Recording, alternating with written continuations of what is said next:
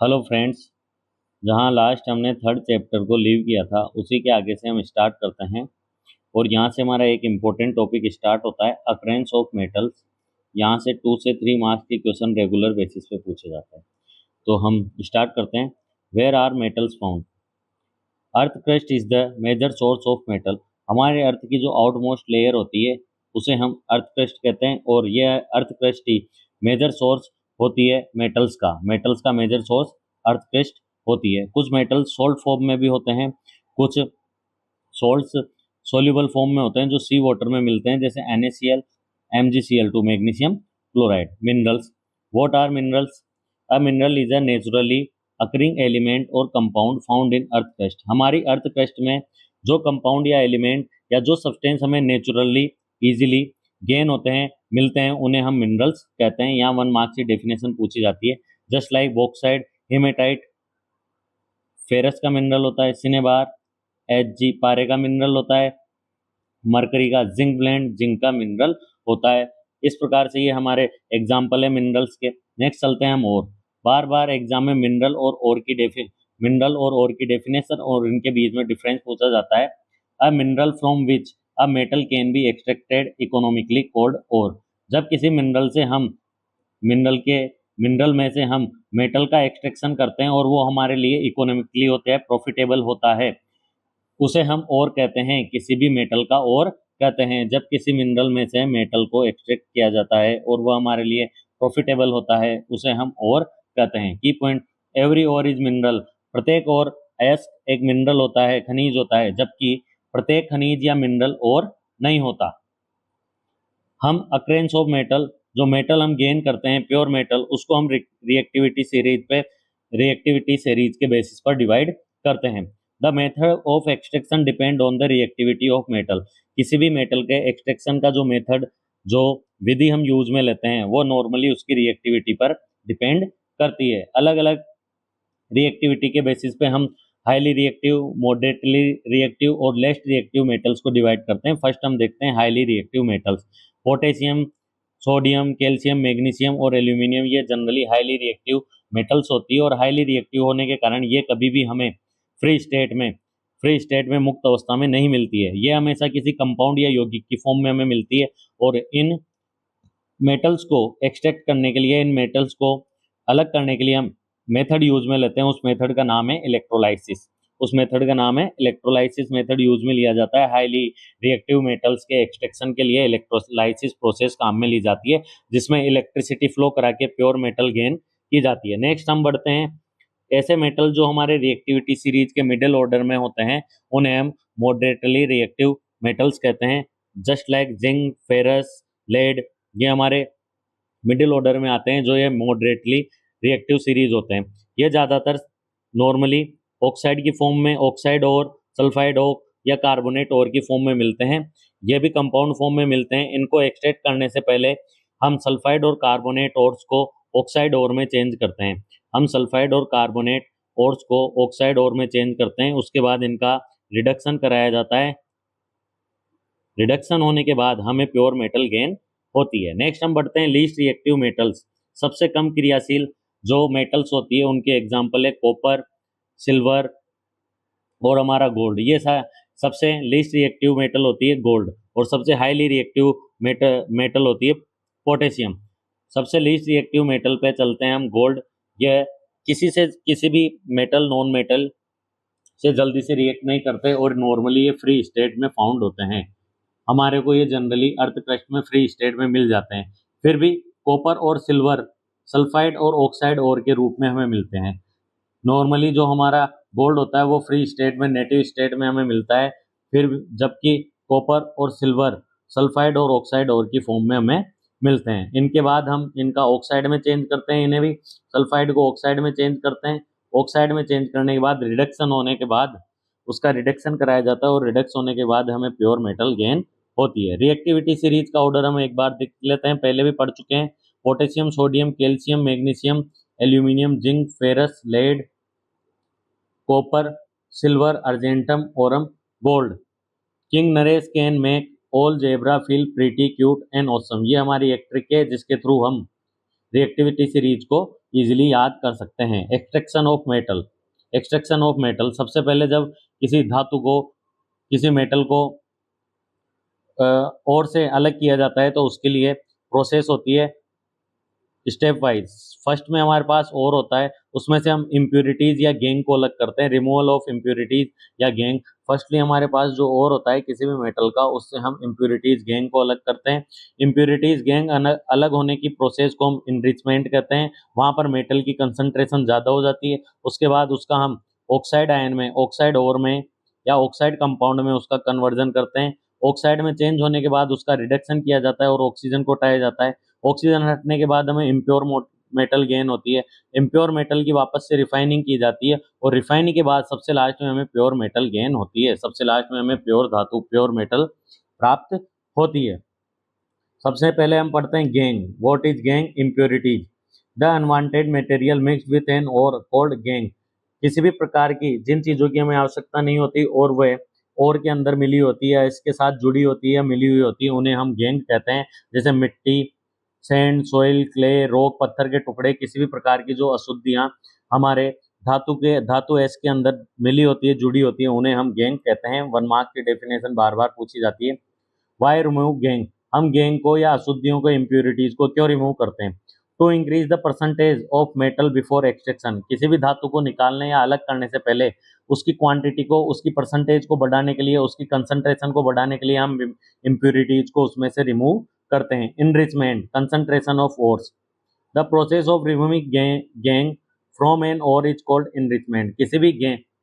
किसी भी ओर में से गैंग या इम्प्यूरिटीज को रिमूव करने की प्रोसेस को हम इनरिचमेंट कहते हैं, कंसंट्रेशन ऑफ ओर कहते हैं, या इनरिचमेंट या कंसंट्रेशन ऑफ ओर कहते हैं, जिसके कारण अशुद्धियां हटाने पर अयस्क में धातु की मात्रा बढ़ जाती है, धातु का परसेंटेज बढ़ जाता है। बेसिस ऑफ सेपरेशन, और अशुद्धियों को दूर करने की जो प्रोसेस होती है वो उन अशुद्धियों या इम्प्यूरिटीज के गैंग की फिजिकल और केमिकल प्रॉपर्टीज पर डिपेंड करती है। जिस प्रकार की हमारी इम्प्यूरिटीज होती है उसी प्रकार से हम फिजिकल या केमिकल मेथड या फिजिकल केमिकल प्रॉपर्टीज के आधार पर अलग अलग मेथड यूज में लेते हैं उन इम्प्यूरिटीज को, उन गैंग को दूर करने के लिए। रिएक्टिविटी सीरीज वापस से आ चुकी है। हाईली रिएक्टिविटी सीरीज के लिए हम इलेक्ट्रोलाइसिस प्रोसेस यूज में लेते हैं।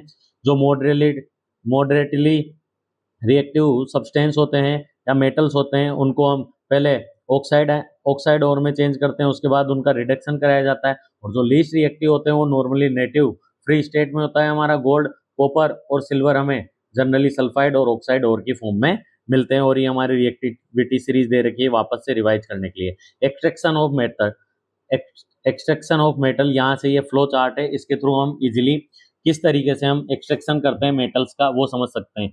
और कंसंट्रेशन ऑफ, सबसे पहले हम और से इम्प्यूरिटीज को रिमूव करते हैं, उसके बाद हमारे पास कंसंट्रेटेड और बचता है, उसके बाद हम उन्हें 3 पार्ट्स में डिवाइड करते हैं। First, metal of high reactivity.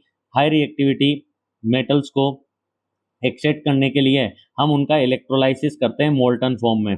उन मेटल्स की मोल्टन फॉर्म में उनका इलेक्ट्रोलाइसिस किया जाता है और इलेक्ट्रोलाइसिस प्रोसेस के बाद हमें प्योर मेटल मिलती है। आगे चलते हैं हम। मीडियम रिएक्टिविटी वाली जो मेटल्स होती है वो जनरली कार्बोनेट और सल्फाइड ओर की फॉर्म में मिलती है। कार्बोनेट आयन का हम कैल्सिनेशन करते हैं, इसके बारे में हम आगे पढ़ेंगे।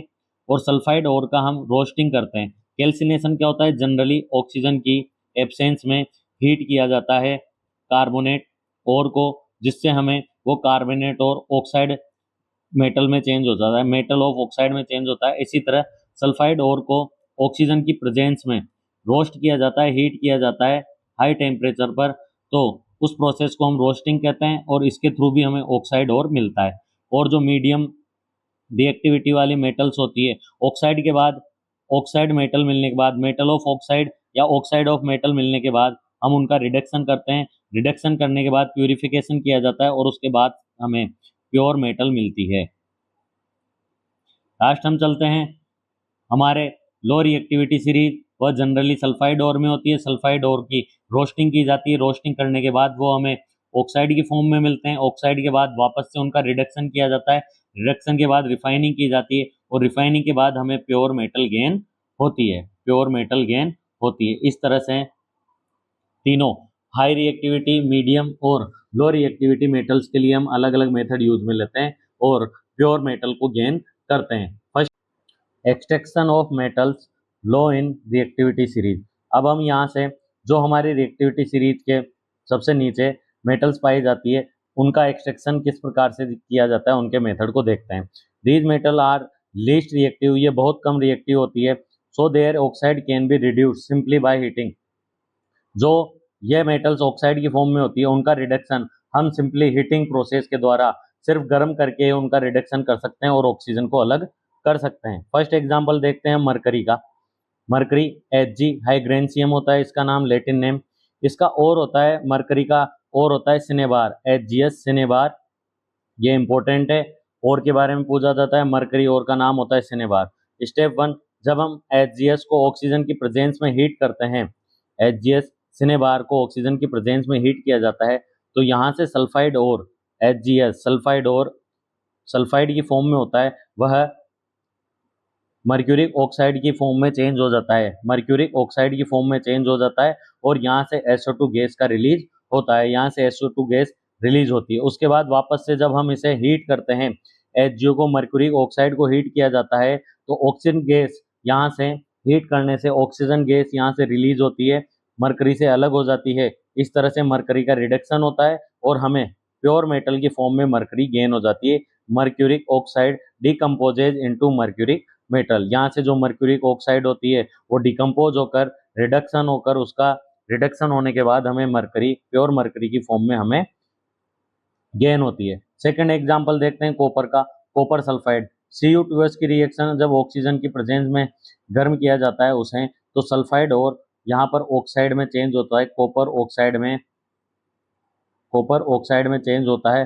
कॉपर ऑक्साइड को फिर वापस से गर्म किया जाता है, तो यहाँ से कॉपर अलग और SO2 गैस अलग हो जाती है। हमें यहाँ से प्योर मेटल गेन हो जाती है। प्योर मेटल कॉपर गेन हो जाती है। इस तरह से लीस्ट रिएक्टिव होने के कारण हम इनके ऑक्साइड को जनरली हीटिंग के थ्रू ही इनका रिडक्शन कर सकते हैं और हमें यहाँ से मेटल गेन हो जाती है। नेक्स्ट देखते हैं chemical formula. Cinnabar HgS mercuric oxide, HgO mercury Hg होती है, copper sulphide Cu2S, copper oxide Cu2O, sulphur dioxide SO2 gas release होती है। These metal are least reactive होते हैं, सो इनके ऑक्साइड का रिडक्शन हम सिंपली हीटिंग के थ्रू कर सकते हैं। Common ores of low reactive metals. Low reactive metal के कॉमन और है, मर्क्यूरी का होता है सिनेबार, कॉपर का होता है कॉपर सल्फाइड, सिल्वर का होता है अर्जेंटेटाइट, गोल्ड नेटिव फॉर्म में पाई जाती है। गोल्ड अकेली ऐसी मेटल होती है जो नॉर्मली ज़्यादातर चांसेस में नेटिव गोल्ड फ्री स्टेट में हमें मिलती है। Features of low reactive metals occur in the native, ज़्यादातर ही हमें फ्री स्टेट में मिलती है या फिर सल्फाइड या ऑक्साइड ओर में मिलती है। Oxide ore are easily reduce by heating. Oxide ore को हम जनरली सामान्य तौर पर हीटिंग करके भी उनका रिडक्शन कर सकते हैं। नो नीड ऑफ कार्बन और अदर रिड्यूसिंग एजेंट, यहाँ पर कार्बन या किसी दूसरे रिड्यूसिंग एजेंट की हमें जरूरत नहीं होती। सिंपली एक्सट्रैक्शन प्रोसेस सबसे साधारण और सबसे आसान प्रक्रिया होती है। लो रिएक्टिविटी से लो रिएक्टिविटी, सिंपली हीटिंग और मेटल गेटिंग। आगे नेक्स्ट चलते हैं हम extraction of metals in the middle of the reactivity series. अब सेकंड पार्ट में चलते हैं हम middle of the reactivity series में। जो मिडिल ऑर्डर में हमारे मेटल्स होते हैं zinc, iron, lead, copper. These are moderately reactive and usually occur as sulphide और कार्बोनेट्स। जनरली ये मीडियम रिएक्टिविटी सीरीज में होती है और यह सामान्य तौर पर सल्फाइड और कार्बोनेट और की फॉर्म में हमें मिलते हैं। Zinc sulphide, zinc carbonate, ferrous carbonate, lead carbonate, copper carbonate, इस ओर्स की फॉर्म में ये हमें मिलती है। Metal oxide are easier to reduce. Metal oxide का रिडक्शन करना हमारे लिए इजीली होता है, इसलिए सबसे पहले हम सल्फाइड और कार्बोनेट ओर को मेटल ऑक्साइड में चेंज करते हैं। सबसे पहले जो मिडिल ऑर्डर की हमारी मेटल्स होती हैं उनके हम सल्फाइड और कार्बोनेट ओर्स को ऑक्साइड की फॉर्म में चेंज करते हैं, ऑक्साइड ओर की फॉर्म में चेंज करते हैं, फिर उनका रिडक्शन कराते हैं। रिडक्शन क्यों? क्योंकि ऑक्साइड ओर का रिडक्शन करना हमारे लिए कन्वीनियंट होता है, इजी मेथड होता है, इसलिए सबसे पहले हम सल्फाइड और कार्बोनेट ओर को ऑक्साइड में चेंज करते हैं और ऑक्साइड के बाद उनका रिडक्शन कराया जाता है। हमारे यहाँ से इंपॉर्टेंट पॉइंट आता है, इंपॉर्टेंट 1 मार्क का क्वेश्चन बार बार पूछा जाता है, roasting for sulphide ores. Heating sulfide ore strongly in the presence of excess air oxygen to convert them into metal. जब सल्फाइड मेटल को ऑक्सीजन की प्रेजेंस में हाईली हीट किया जाता है तो वह सल्फाइड और मेटल ऑक्साइड में चेंज हो जाते हैं। रिएक्शन है metal sulphide plus oxygen equal to metal oxide plus sulphur dioxide. यहाँ से सल्फर डाइऑक्साइड रिलीज होती है। सेम प्रोसेस कैल्सिनेशन की प्रोसेस होती है जो कार्बोनेट ओर्स के लिए यूज में ली जाती है। C4 carbonate, C4 calcination, C4 carbonate, C4 calcination. And जब हीटिंग कार्बोनेट और strongly in the absence of limited supply of air to convert them into metals. जब मेटल कार्बोनेट को ऑक्सीजन की एब्सेंस में या लिमिटेड क्वांटिटी में heat किया जाता है तो मेटल कार्बोनेट मेटल ऑक्साइड में चेंज होता है और यहाँ से कार्बन डाइऑक्साइड गैस रिलीज होती है। C4 calcination, C4 carbonate and C4 CO2। Triple C का यहाँ पर काम आता है। R यानी रोस्टिंग और R की रोस्टिंग होती है सल्फाइड से। R for roasting, sulphide ore की रोस्टिंग।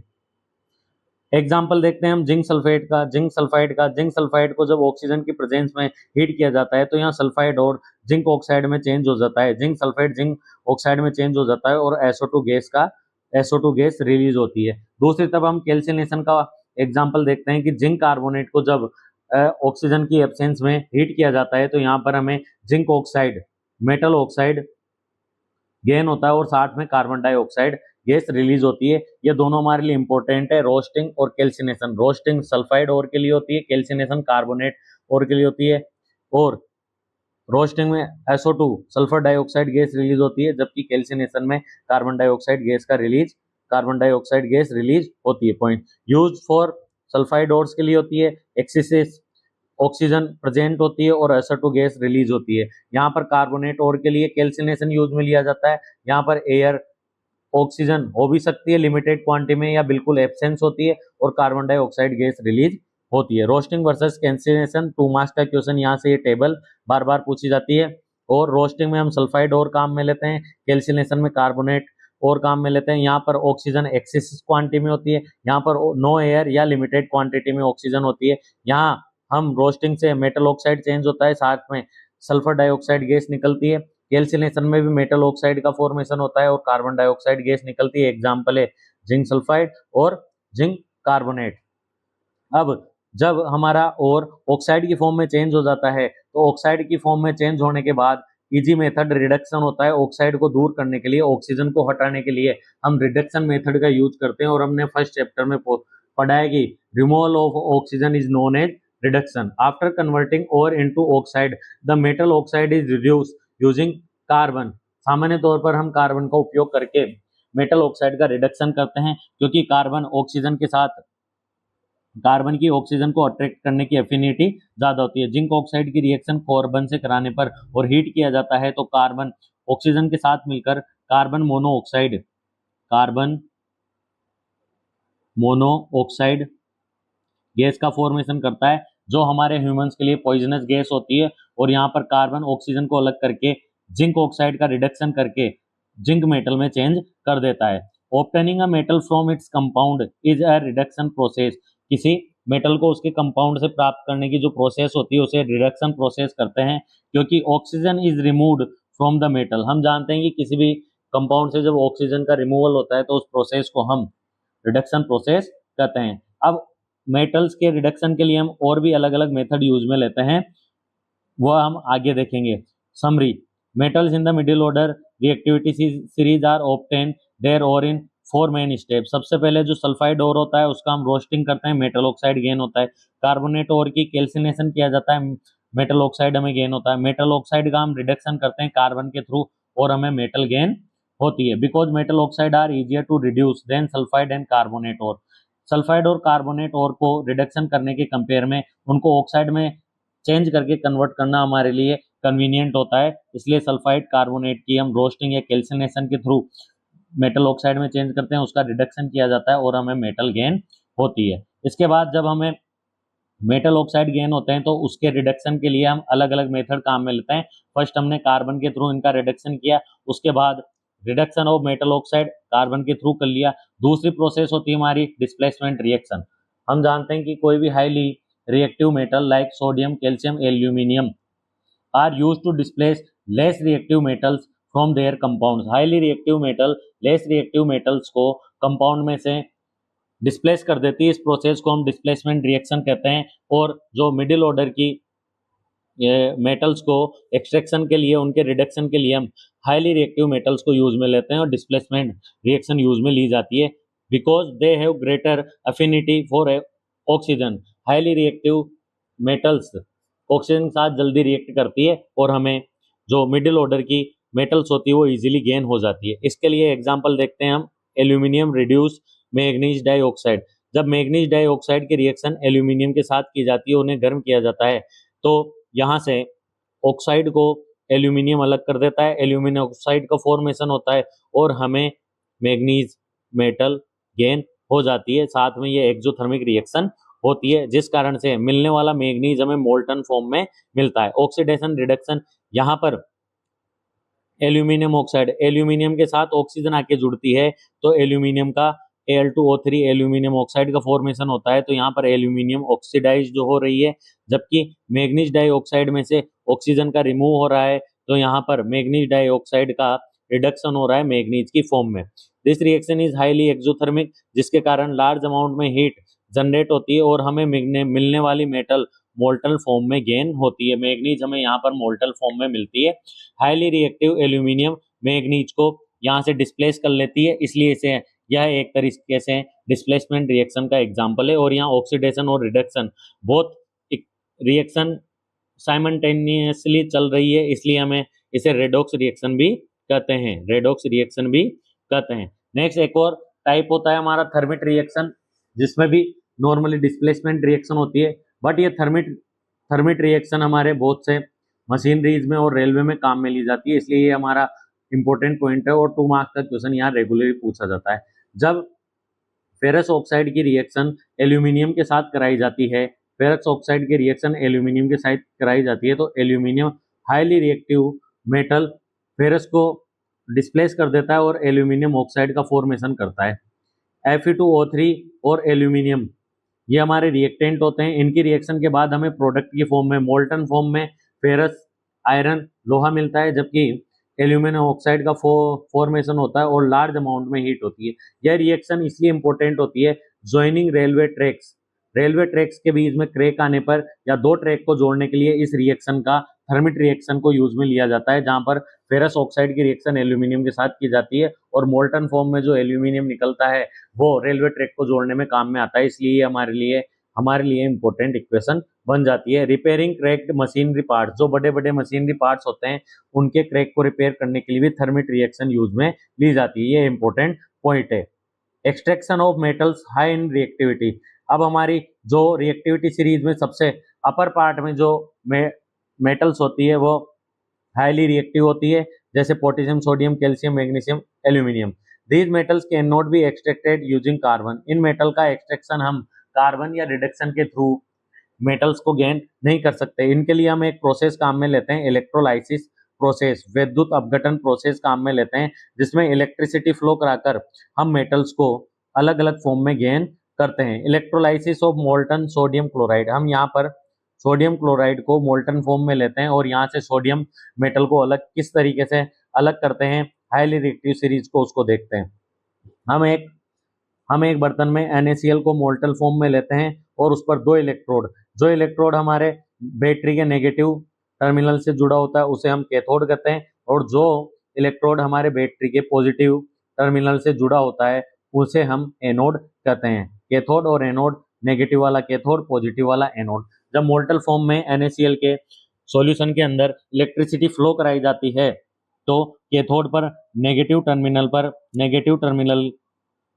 इलेक्ट्रोड पर सोडियम मेटल डिपॉजिट होना स्टार्ट होती है, नेगेटिव टर्मिनल पर सोडियम मेटल डिपॉजिट होना स्टार्ट करती है, जबकि जो पॉजिटिव टर्मिनल होता है उस पर क्लोरीन गैस बबल्स की फॉर्म में इकट्ठा होना स्टार्ट करती है।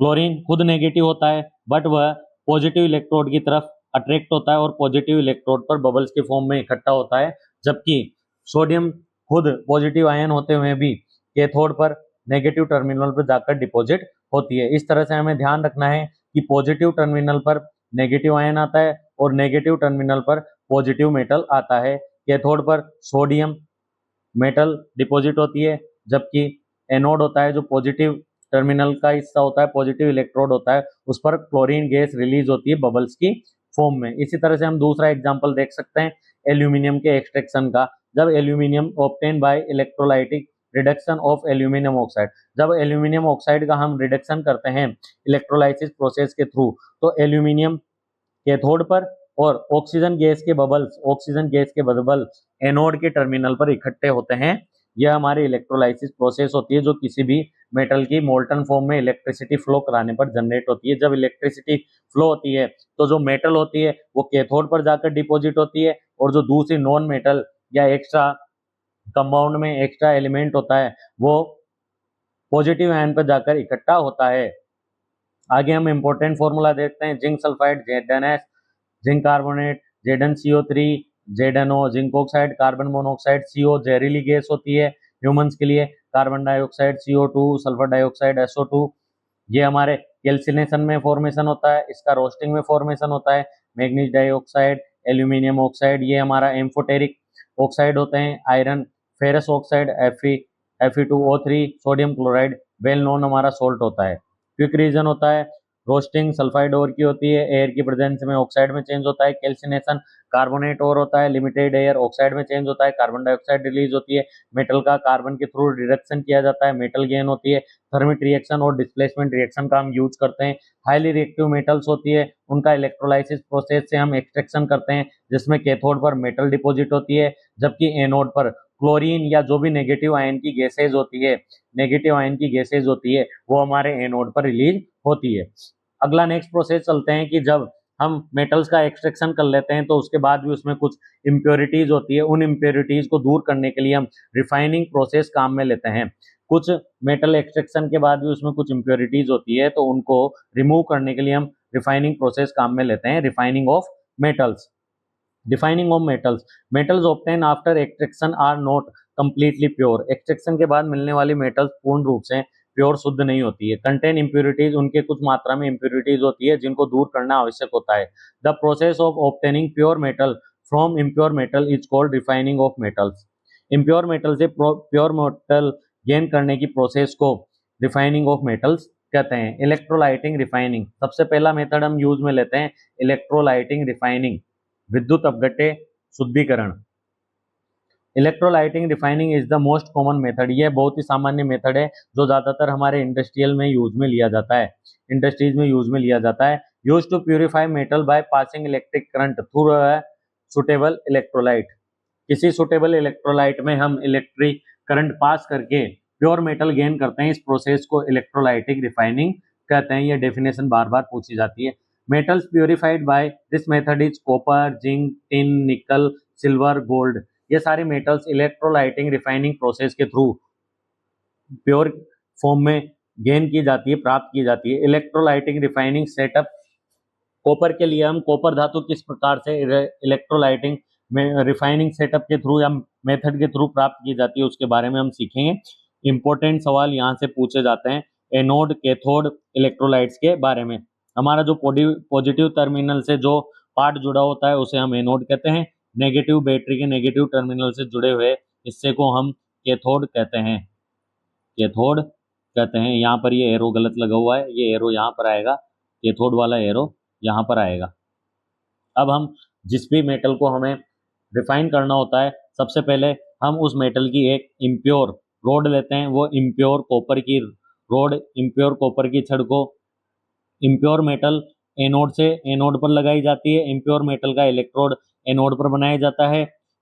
कैथोड पर प्योर मेटल लिया जाता है। Strip of pure copper, pure metal, यहाँ होता है इम्प्योर मेटल पॉजिटिव आयन पे, पॉजिटिव टर्मिनल पे एनोड पे। कैथोड की तरफ हम प्योर और पतला प्योर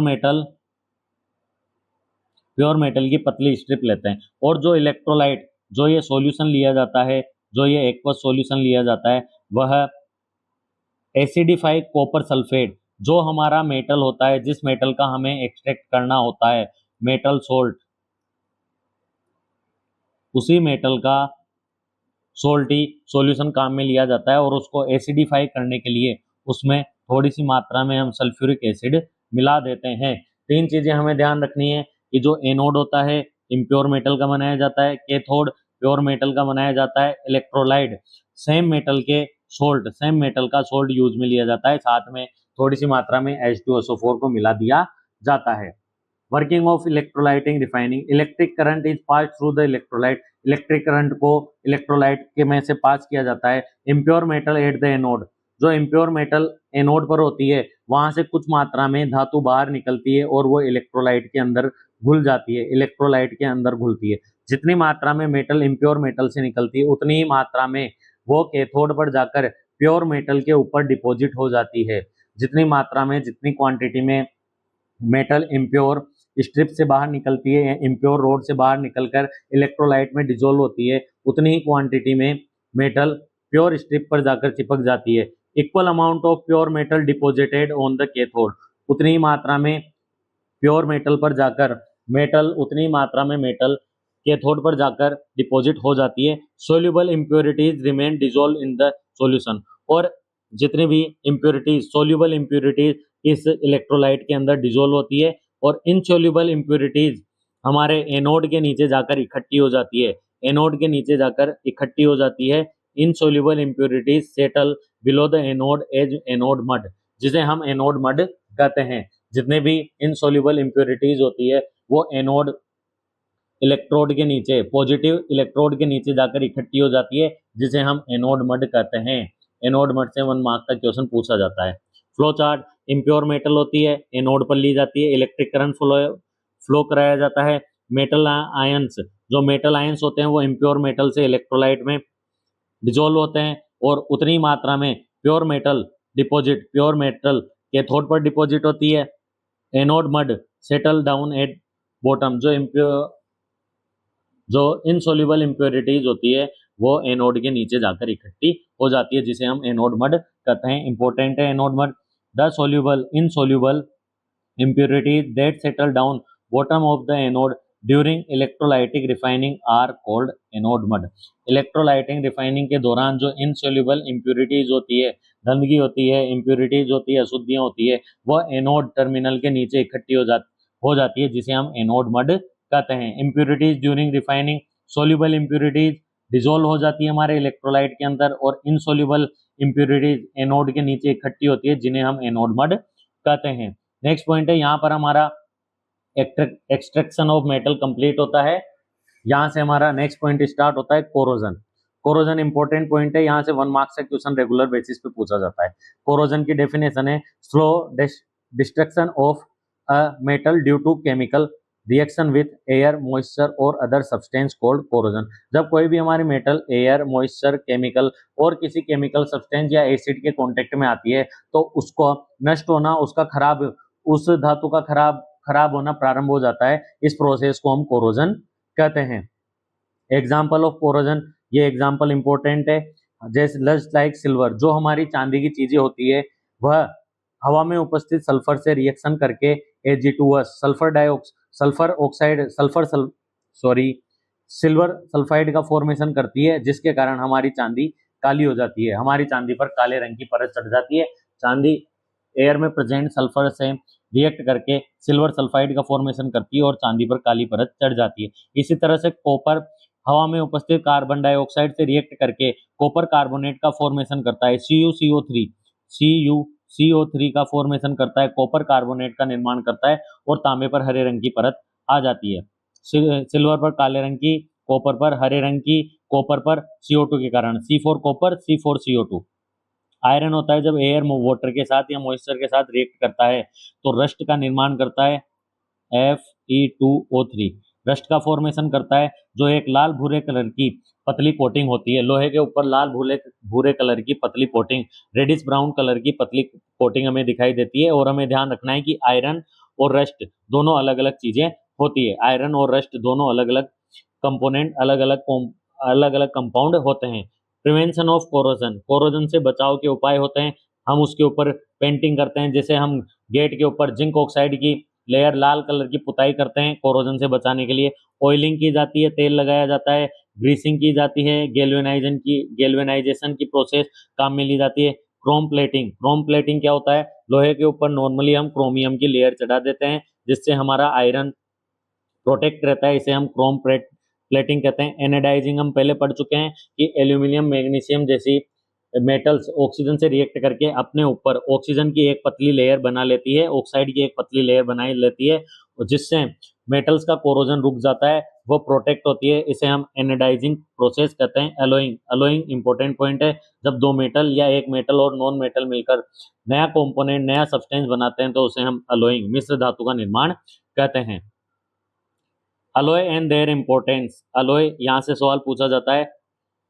गैल्वेनाइजेशन प्रोसेस हम मेटल को प्रोटेक्ट करने के लिए यूज में लेते हैं। Galvanization is the process of coating iron और steel with a thin layer of zinc. Important है जिंक, जब हम आयरन या स्टील पर जिंक की एक थिन लेयर चढ़ा देते हैं, थिन लेयर से कोटिंग कर देते हैं, तो उस प्रोसेस को हम गैल्वेनाइजेशन कहते हैं। Even if the zinc coating is scratched, zinc react more rapidly than iron and protect iron from corrosion. जब किस आयरन के ऊपर हम जिंक की कोटिंग कर देते हैं तो कोई सा भी ऑक्सीजन, कार्बन सब जिंक से रिएक्शन करके ऊपर ही नए कंपाउंड का फॉर्मेशन कर लेते हैं। इस तरह से नीचे छुपा हुआ हमारा आयरन सेफ रहता है, नीचे छुपा हुआ हमारा आयरन कोरोजन से बच जाता है, क्योंकि जिंक हाईली रिएक्ट होने के कारण दूसरे किसी भी कंपाउंड से वो जल्दी रिएक्ट करके नई लेयर बना लेती है और हमारा आयरन सेफ रहता है। अलॉय होती है मिश्र धातु, अलॉय होती है मिश्र धातु। An alloy is the homogeneous mixture of two और मोर मेटल्स प्लस मेटल और अ नॉन मेटल। जब दो या दो से ज्यादा मेटल मिलती है या एक मेटल और एक नॉन मेटल का होमोजीनियस मिक्सचर बनाया जाता है तो उसे हम अलॉय कहते हैं। अलॉय की प्रिपरेशन, एक हमारी मुख्य मेटल होती है, दूसरी मेटल या नॉन मेटल लेते हैं, उन्हें मिक्स करते हैं, हीट करते हैं और नॉर्मली रूम टेम्परेचर कूल करते हैं और हमें नई अलॉय प्राप्त होती है। इंपॉर्टेंस ऑफ अलॉय, इस टेबल से 1 मार्क्स का क्वेश्चन रेगुलर पूछा जाता है। ब्रास, पीतल धातु, कॉपर और जिंक के मिक्स से पीतल, ब्रास का फॉर्मेशन होता है जो यूटेंसिल आइटम, डेकोरेटिव आइटम और बर्तन बनाने के काम में आती है। Bronze copper plus tin, copper metal और टिन मेटल मिलाने पर हमें ब्रॉन्ज अलॉय गेन होती है, जिसका यूज हम स्टेच्यू और मेडल बनाने में किया जाता है। सिल्वर, गोल्ड, ब्रॉन्ज मेटल मिलता है। सोल्डर, इंपॉर्टेंट पॉइंट है सोल्डर, तारों को जोड़ने के लिए हम जो सोल्डरिंग वायर का यूज लेते हैं वो लेड और टिन से मिलकर बनता है। पीबी और असम से मिलकर हमारा लेड वायर बनता है और फ्यूज वायर भी इन्हीं दोनों मेटल से मिलकर बनता है। स्टेनलेस स्टील, बार बार क्वेश्चन पूछा जाता है। आयरन, निकल, क्रोमियम, फेरस, निकल, क्रोमियम, तीनों धातुएं मिलकर स्टेनलेस स्टील का फॉर्मेशन करती है, जिससे हम रसोई के बर्तन, मेडिकल इंस्ट्रूमेंट बनाने में काम में लेते हैं। अब यहाँ से नया बिंदु आता है गोल्ड ज्वेलरी। नॉर्मली जो हमारा प्योर गोल्ड होता है वो 24 कैरेट का होता है, बट वो बहुत सॉफ्ट होता है। 24 कैरेट का गोल्ड बहुत ही सॉफ्ट होता है, मुलायम होता है, जिससे हम ज्वेलरी नहीं बना सकते, जो ज्वेलरी बनाने के लिए सुटेबल नहीं होता है। इसके लिए हम 22 कैरेट गोल्ड यूज में लेते हैं और उसके साथ 2 पार्ट में कॉपर या सिल्वर को मिलाया जाता है, जिससे वो हार्डर या स्ट्रॉन्गर हो जाता है और ज्वेलरी फॉर्मेशन ईजी हो जाती है। यदि हम यहाँ पर 18 पार्ट्स गोल्ड के लेते हैं तो उसी के साथ हमें 6 पार्ट्स कॉपर या सिल्वर के लेने होंगे। कुल मिला के दोनों का टोटल 24 होना चाहिए। 24 यूज में नहीं लिया जाता है क्योंकि वो सॉफ्ट होता है, उससे हम ज्वेलरी नहीं बना सकते, इसलिए हम 22, 20 या 18 कैरेट गोल्ड के ज्वेलरी बनाई जाती है। 20 carat gold is use to making jewellery because it is harder and more durable than pure 24 carat gold. 22 carat gold हमारे लिए क्या होता है, हार्डर और ड्यूरेबल होता है 24 कैरेट गोल्ड की तुलना में। Gold is a most ductile metal, इसको खींच के 1 ग्राम सोने से हम 2 किलोमीटर लंबी तार भी बना सकते हैं। Amalgam, N alloy containing mercury is called amalgam. जब कोई भी हम अलॉय बना रहे हैं उसमें एक पार्ट या एक हिस्से में मरकरी होती है और दूसरा मेटल या नॉन मेटल कुछ भी हो सकता है, उस बनने वाले नए अलॉय को हम अमलगम कहते हैं। Dental amalgam, sodium amalgam, amalgam use in mining, और अमलगम का उपयोग हम गोल्ड एक्सट्रैक्शन में भी करते हैं। जब किसी भी अलॉय में एक पार्ट या एक हिस्सा Hg का, पारे का होता है, मरकरी का होता है, तो उस बनने वाली अलॉय को हम अमलगम कहते हैं।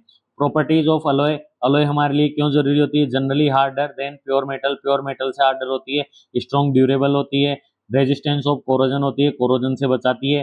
शाइनी सरफेस होती है, जैसे हम लोहे की टूटियों पर, हैंडल पर, साइकिल के हैंडल पर या साइकिल के रिम पर क्रोमियम की परत चढ़ाकर उनको क्या बना देते हैं, नया चमकदार बना लेते हैं। वेरियस एप्लीकेशन, बहुत से अलग अलग यूजेज में इनको काम में लिया जाता है। और हमारा मेटल भी क्या रहता है, सेफ रहता है। Properties, importance of alloy, strength और ड्यूरेबिलिटी मेटल से ज्यादा होती है। रेजिस्टेंस ऑफ कोरोजन होता है, यह कोरोजन से बचाती है। सुटेबल होती है यूज में लेने के लिए, इसके द्वारा हम मेटल्स को सेव कर सकते हैं। मॉडर्न टेक्नोलॉजी और इंडस्ट्रीज में ज्यादा काम में ली जाती है। गैल्वेनाइजेशन, जिंक लेयर की कोटिंग की जाती है। ध्यान रखना है हमें, गैल्वेनाइजेशन में कौन सा मेटल यूज में होती है, zinc. Alloy, mixture of no metal and non metal. Homogeneous mixture of metal and non metal. Amalgam, जिसमें एक पार्ट मरकरी का होता है। 22 कैरेट गोल्ड, ड्यूरेबल होता है। Alloy, harder, stronger, more resistance to corrosion होती है। Brass, bronze, solder, stainless steel. Alloy, mixture of metal and non metal. इस तरह से ये हमारा चैप्टर कंप्लीट होता है। अगर आपको कुछ भी अच्छा लगा हो तो चैनल को लाइक, शेयर, सब्सक्राइब करें। Thank you.